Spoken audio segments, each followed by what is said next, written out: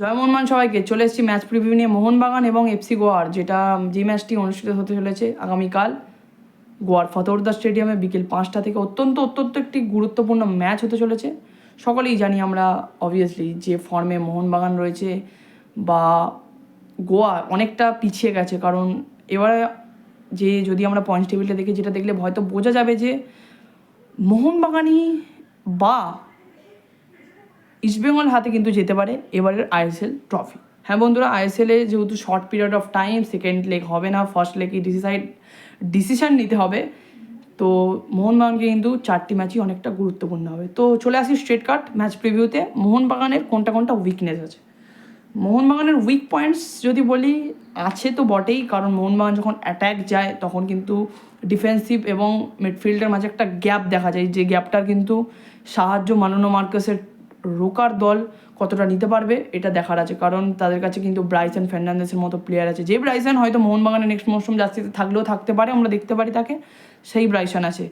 তো অবভিয়াসলি ডেজান ব্রাজিচ এবং আমরা সকলেই জানি সাহিল তাবড়া থাকবেন, এবং তাদের ডন মালোনো মার্কুয়েস থাকবেন। এটা কত বড় একটা বিষয় আমি জানি না, কতটা স্যাড হবে গোয়া ফ্যান্স সেটা দেখার আছে। কিন্তু হ্যাঁ, এটা ভুলবো না যে বিকেল 5টা থেকে ম্যাচ গোয়ার মতো জায়গায়, তো যেখানে কিন্তু মোহনবাগান স্ট্রাগল ফেস করতে পারে, কারণ ফতোরদা স্টেডিয়াম আমরা দেখেছি একটা ঘাঁটি বললে চলে। গোয়া প্রচুর ফ্যান্স আসবে আশা করছি, কিন্তু হ্যাঁ, মালোনো মার্কাসে না থাকা, তাদের ডন মালোনো মার্কাসে না থাকা একটা কিন্তু অ্যাডভান্টেজ দেবে মোহনবাগানের সার্জিও লোবেরার স্কোয়াডকে। তো হ্যাঁ বন্ধুরা, এবার যদি কথা বলি মোহনবাগানের স্টার্টিং 11 কিরম হতে পারে, তো মোহনবাগান গোলকিপারে অবভিয়াসলি বিশাল কাইত থাকবে এবং সাইড ব্যাক। হ্যাঁ বন্ধুরা, আমরা সাইড ব্যাকের যদি কথা বলি, এই লাস্ট 4টি ম্যাচে কিন্তু সাইড ব্যাক অতটা ভালো পারফরমেন্স দেয়নি আমার পার্সোনালি মনে হয়। কাদের মনে হয় যে আমার সাথে সাথে একমত তারা, side back specially Subhasish Bose এবং টেকচাম, তারা কিন্তু ব্লান্ডার করেছে। হ্যাঁ বন্ধুরা, যেখানে কিন্তু গোল হয়তো আসেনি, কিন্তু আপনারা যদি দেখেন পাঞ্জাব ম্যাচেতে কি সুভাশিস বোস কি একটু হলেও তাকে ক্লান্তি লাগছিল, বা তিনি আর পারছেন না, তার এজ হয়ে গেছে, এটা কি বোঝা যাচ্ছিল 60 মিনিটসের পর? বলবেন প্লিজ কমেন্টে। আর আমি জানি না যে সার্জিও লোবেরা জিতছে বলে যে বলবো না তা না, ফ্যান্সরা হয়তো কিছু বলতে পারেন, আমিও একজন ফ্যান, বাট মোহনবাগানে ভালো সবসময় চাইবো। সার্জিও লোবেরা কেন আমেরানো ওয়ার্ডেকে ইউজ করছে না আমি জানি না পার্সোনালি। তো আমার মতো প্লেয়ারকে বসিয়ে রাখা কোনো মানে হয় না। তিনিও তো চলে যাবেন না 4 ম্যাচ পর, হয়তো বা তিনি থাকতেও পারেন, কারণ লোন থেকে হয়তো মোহনবাগান তাকে পার্মানেন্টলি নিয়ে নেবে, সো সেটা আলাদা বিষয়। কিন্তু যেটা বড় বিষয় যে মোহনবাগানের সাইড ব্যাক টেকচাম এবং সুভাশিসকে তিনি চান্স দেবেন। এবং যদি স্ট্রেট সেন্টার ব্যাকে আসি, যদি Alberto fit, put him in the team, put him in the starting 11. If he is not fit, then put Tom Aldred with Mehtab Singh.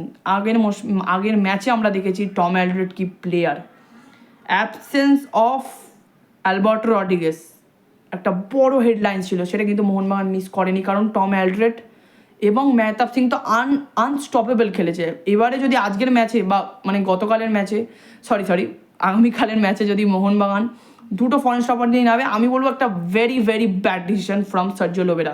অত ডিফেন্সিভ খেলার কী দরকার, যেখানে আমাদের পয়েন্টস দরকার, ড্র করলে চলবে না।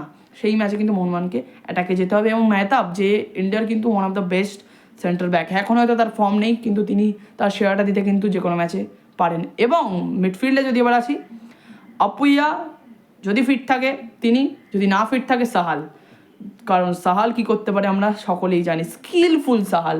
সত্যি বন্ধুরা, দুটো ম্যাচে দেখিয়ে দিয়েছে সাহাল আব্দুল সামাদ কি করতে পারে।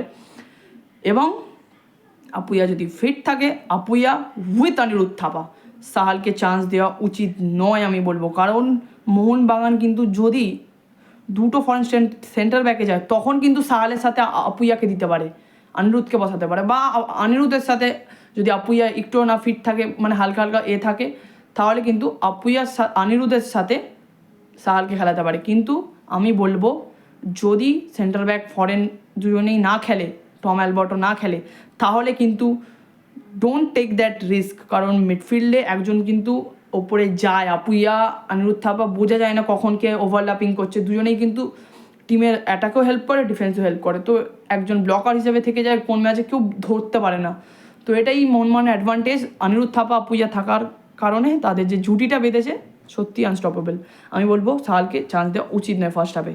এবং লেফট ব্যাক মানে লেফট উইং, সরি ভুল হচ্ছে একটু আধটু জানি, অনেকদিন পর ভিডিও হচ্ছে, তো লেফট উইংয়ে যদি রবসান থাকে গুড রবসানকে নেওয়া উচিত। এবং যদি রাইট উইংয়ে আপনি চান লিস্টনকে খেলাতে, আমি বলবো নো, মনভীরকে চান্স দেওয়া উচিত।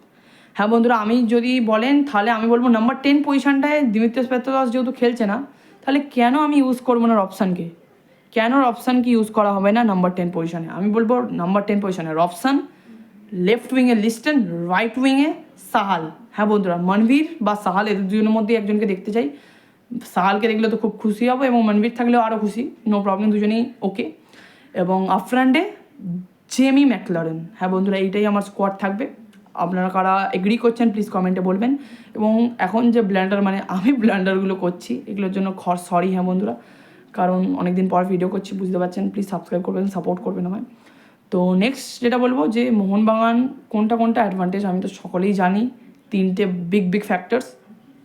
এফসি গোয়ার কোন জায়গা থেকে মোহনবাগানকে কিন্তু বাঁচতে হবে, সেটা হচ্ছে সুযোগ সন্ধানী প্লেয়ার ব্রাইসন ফার্নান্দেজ, তার কাছ থেকে কিন্তু মোহনবাগানকে অনেকটা বাঁচতে হবে, কারণ না হলে কিন্তু মোহনবাগান প্রবলেমে পড়বে, ট্রাবলে পড়বে আমি বলবো। কারণ ব্রাইসন কিন্তু সুযোগ মাফিক গোল করে দিতে পারে। এবং কোনখানে অ্যাটাক, কারণ সন্দেশ জিঙ্গান গত ম্যাচে কিন্তু হয়তো তারা হেরেছে, বাট সন্দেশ জিঙ্গান মানে একটা স্তম্ভর মতো দাঁড়িয়েছিল সন্দেশ জিঙ্গান, এটাই প্রুফ করে যে সন্দেশ জিঙ্গান ইন্ডিয়ার 1 নম্বর। এবং মোহনবাগানকে উইং থেকে কিন্তু অনেক অ্যাটাক করতে হবে, তবে গিয়ে কিন্তু মোহনবাগান গোলটা তুলে নিতে পারবে। এবং ফার্স্ট হাফে গোল তুলে নেওয়া অনেক দরকার ওই ম্যাচে, বিকেল 5টা থেকে ম্যাচ, হাঁপাবে প্লেয়াররা। তো আশা করছি মোহনবাগান জয় নিয়ে মাঠ ছাড়বে। ভিডিওটা বেশি লং করছি না। মোহনবাগানের যদি ম্যাচ ড্র হয় তাহলে কিন্তু মোহনবাগানের টাফনেস আসবে। এবং আমি আশা করছি যে মোহনবাগান যদি রাইট উইংয়ে মনভীরকে খেলায় তাহলে সাহালকে সেকেন্ড হাফে চান্স দেওয়া উচিত, কারণ সাহাল মানে স্টার্ট থেকে আমি বলবো চান্স দিক সেকেন্ড হাফে। এবং আমের রানোয়াটাকে ইউজ করা হোক প্লিজ, আমি এই ম্যাচটায় বলবো সার্জিও লোবেরাকে। এবং আশা করছি মোহনবাগান জয় নিয়ে মাঠ ছাড়বে, কারণ প্রচুর ইম্পর্টেন্ট ম্যাচ বন্ধুরা, কেউ মিস করবেন না।